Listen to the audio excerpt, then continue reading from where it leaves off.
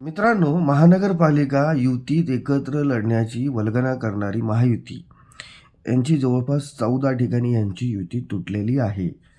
आता विरोधक यांच्यावरती टीका करतील, पण मित्रांनो ही भारतीय जनता पार्टीची स्ट्रॅटेजी आहे.